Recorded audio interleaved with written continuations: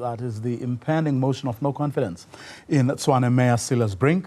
I'm now joined by political analyst Sanet Madonsela. Sanet, a very good afternoon to you. Thanks very much for your time. Just what you make of it overall?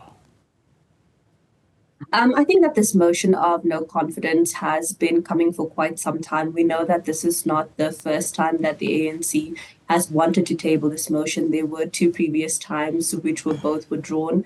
And then obviously today, I think that very few people would be surprised at the outcome because I think a lot of the support that the DA has had in terms of Tshwane has come from ActionSA. And I think that once ActionSA indicated that they were willing to vote with the ANC and the EFF, it was a sure outcome that the DA would definitely not stay in control of the city of Tshwane. But I also think that there was a lot of indication in terms of the breakdown in their relationship in the coming few days. Well, the Democratic Alliance is blaming it all on ActionSA. I was going through their statement. They hardly mention anyone else, including the ANC. Clearly, they take exception to the Democratic Alliance, to the ActionSA rather, dumping them. I think that obviously they would see it as such because ActionSA was the second biggest supporter in terms of the biggest supporter in terms of the coalition, in terms of the city of Tshwane. And I think obviously without the ActionSA support, they wouldn't maintain that majority in terms of the city. And I think that what was also interesting about the ActionSA statements is that they indicated that there was distrust in terms of the relationship and that there were things that happened that would be revealed in due time. So we obviously don't know what the things are that happened that would be revealed in due time. But I think it's quite interesting that there's a lot of finger pointing in terms of this breakdown in this relationship. You don't think that if they really, really wanted to do something about keeping ActionSA, I'm talking about the DA that is, they would have done something, they would have done so by now. Because ActionSA has been on the record and they have been open about it, that, hey, we're about to dump you. We are not happy at all with what, with staying in this relationship. They've had ample time, is what I'm suggesting, to actually, come up with a better proposal. That's if there was a willingness on their part, on the part of the DA, that is, to keep ActionSA on board. I don't think that there was necessarily a willingness, and I don't know whether they were actually thinking that ActionSA was just playing games, for example. What was quite interesting about all of this is that they didn't mention that they were in discussions with other political parties, which has resulted in obviously ActionSA feeling a bit betrayed in terms of them discussing possible relationships with other political parties. And I think that that also could have contributed towards this breakdown in trust. But I do think that there was ample time to rectify the situation.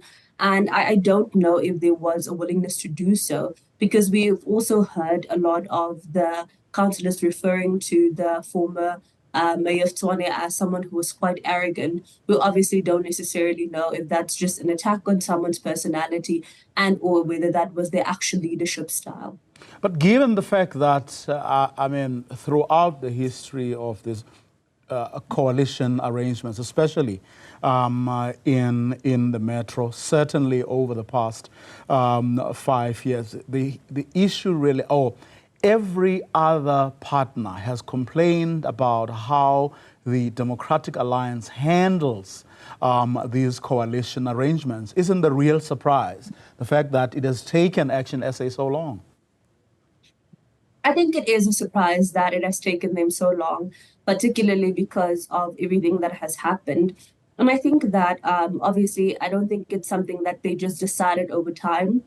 And I think that there have been constant issues that they have managed to raise with their coalition partner. And I don't think there was a willingness to compromise in terms of how they were going to be governing the city of Tshwane. And what was also quite interesting in your previous interview was them actually mentioning that they wanted that speaker of the speaker of like the NCOP to be someone from ActionSA, and that they actually didn't have someone from ActionSA because the BA had spoiled their vote. So I think that was like one example of that breakdown in that relationship. But I do think that they have endured quite for quite some time, and I think that it is. As an independent political party, I do think that you have a right to do obviously what is right for your political party.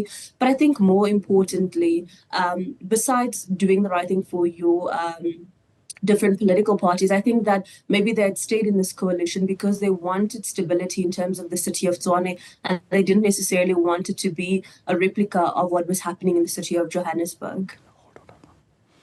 Sanet, I'm going to ask you to hold on for a second. We're going to go back to that to the Tshwane City Council buildings for a second. Veronica Makhwadi, tell us who you have now from the other political parties to give us some reaction to what just happened.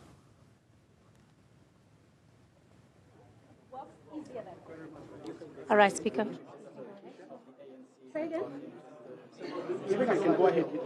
Can you just hold on a second?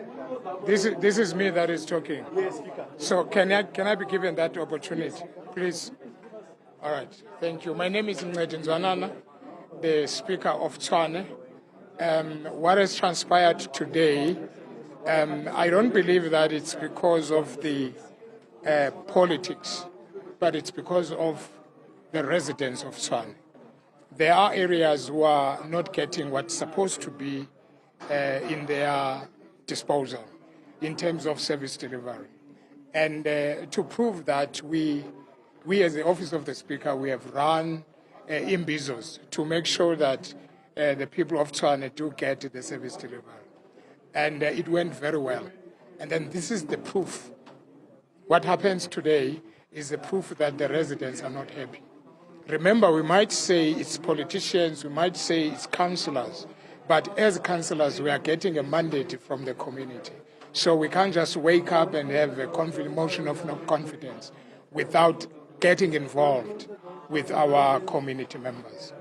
Speaker, thank you very much for joining us on ENC. My name is Cilliers Brink. Can you just enlighten us as to what processes will unfold from here onwards now that the mayor has been removed from office? Who will lead the administration? What happens and what will be the role of the deputy mayor going forward? Thank you very much for this question. As I said inside, when we were closing or when we were about to attend the meeting, that I'm not going to give an answer on a question of the deputy mayor on top of my head. I need to get a relevant information because it was our first time to have a deputy mayor in Tshwane. Then I will engage with those who are superior to me, which is the MEC and of COCTA. We'll have a contact with him to see what is happening now, because the deputy mayor was appointed under the mayor that has been removed now. So I can't give a direct answer on that. But I definitely know that by the end of the day today, we will have that answer. Probably it will be communicated to you through via media statement. But we will try by all means to get that. And secondly, we've got 14 days to prepare for the election of the new executive mayor. So the parties that are working together, they will start whatever that they are starting from today or tomorrow, whichever day, but they've got only 14 days to come up with the new mayor. And Speaker, what would you then say? We hear you talking about the fact that this is a mandate by the people of Tshwane who have spoken to, councillors about the issues that they are facing, especially the service delivery issues. But how do we avoid instability? How do we avoid what many are saying could be the collapse of Tshwane? Let me assure you, there will be no collapse of the municipality. When I came in as a speaker, the council or the seat was unstable. But I've managed as a speaker to engage the political party to make sure that they understand and they know that we are not only representing ourselves, and our political parties. We are representing the people of Tshwane. So I will continue engaging with the political parties to make sure that there is stability, even in these 14 days, even beyond that. We'll make sure that there is stability in the city. And I will be leading that stability. Trust me, I'll do that. So, Speaker, after 14 days, you're going to call for council again, where the voting process will be taking place? Yes, there will be a special council to elect the new mayor immediately after 14 days. It's either within the 14 days, if the discussions are done sooner, then it will be within the 14 days or immediately after the 14 days. But we have to take 14 days. We can't go beyond that. So for now, who runs the position that the mayor was supposed to be playing? Is it the city manager? As I said to you, by the end of the day today, you will know through a statement briefing, that press briefing that will be released by my office or by whoever that we delegate. But we need to consult so that when we give our input on your question, we don't just take it on top of our head. We need to give the right answer to the right people. Thank you so much. Thank you very much, Speaker. That was the Speaker, of course, of the city of Tshwane. They're saying that they will need 14 days to elect a new executive for the city of council. As it stands at this moment, Tshwane, the capital of South Africa, is mayorless. But of course, the Speaker also giving assurance to the residents, saying that not only will this metro not see collapse, not see service delivery issues, which was, of course, the main issue in terms of why the motion went forward today in terms of getting Cilliers Brink, of course, that motion of no confidence against him, but also, more importantly, to say that by the end of today, we will know who will be in the interim to continue, of course, the leadership helm here in the city of Tshwane. For now, Vuyo, it's back to you as we continue to get more reaction. Veronica Makwade keeping an eye on things there following that council meeting where, of course, the councillors voted to oust Mayor Cilliers Brink. Let's take you back now to our political analyst, Sanet Madonsela. Sanet, the speaker there, Mncedi Mzwanana, saying, no, it's not politics. It's about, looking after the service delivery needs of the people of Tshwane, echoing the provincial secretary of the ANC, who earlier, TK Nqiza, said the same thing, saying this is about the people of Tshwane.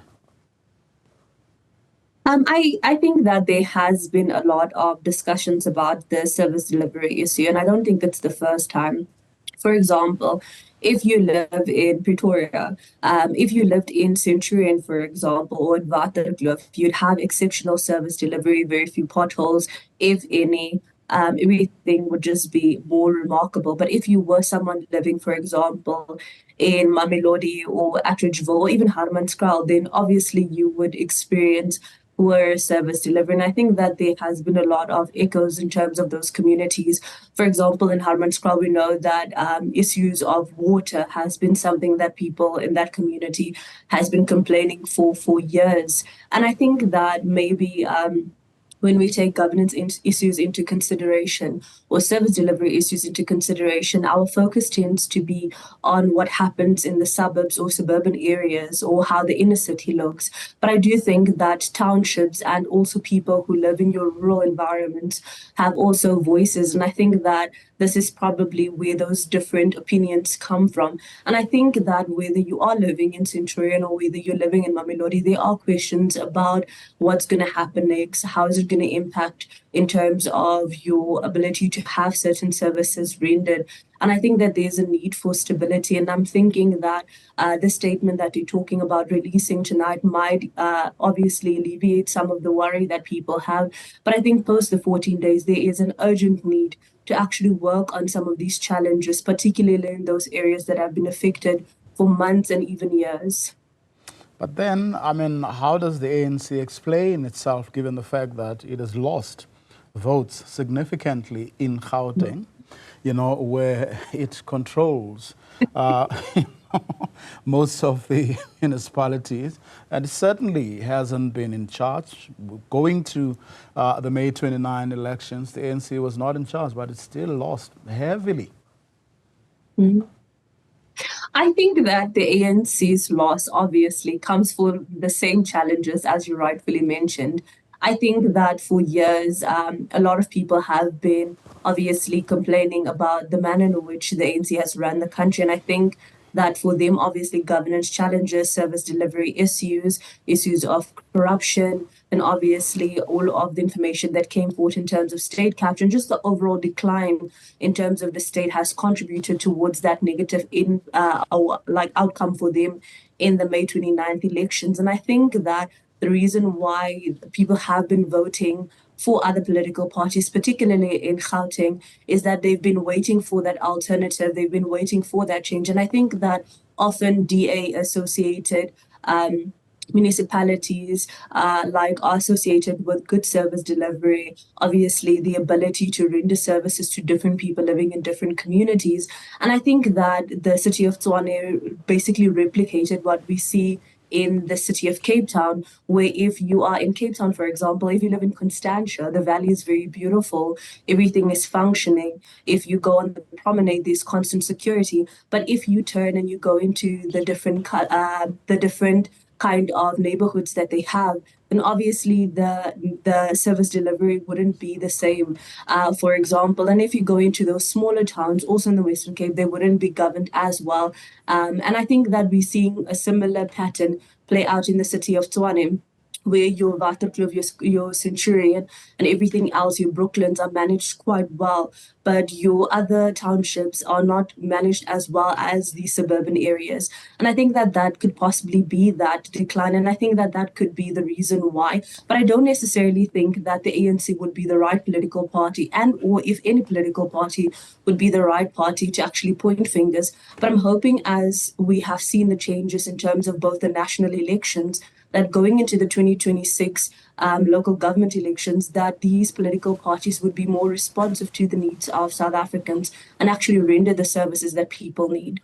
Just as a parting shot, what do you think is the, I mean, they obviously want to be taken seriously. They've said as much. They want to be a player in everything that is going on. But what do you think is the ultimate goal of ActionSA?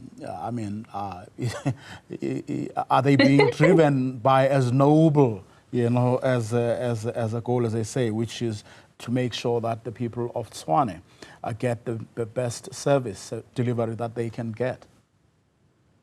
Vuyo, I don't know if I would align politics and nobility to each other or even use them in the same statement, because I don't think that that has actually proven to be our reality in South Africa. But I do think that there has been a push for people to actually want to see change. And I think in this instant, this change doesn't necessarily come from those well-governed areas, but it could come from that. I think as a political party, I think they possibly want to grow. I think they want to establish themselves. And I think they want to also hold different leadership positions, despite obviously saying that that's not like what they would want. But I mean, they did mention that Speaker of Parliament position, and I think it's something that has obviously been bothering them for quite some time. But I think in actual fact, there is actual challenges in terms of the city of Tshwane. If you look at the financial statements for 2023 to 2024, I mean, you can't have mismanagement of funds to the tune of 246 million. That is quite a substantive amount of money that was poorly managed. So where is the money? And obviously, when you say you're holding people accountable, what does accountability mean? And I think that that was also one of the things that obviously impacts on the city's ability to actually render those services and provide better governance. Sanet Madonsela, thanks very much for your time and insights. Really appreciate it.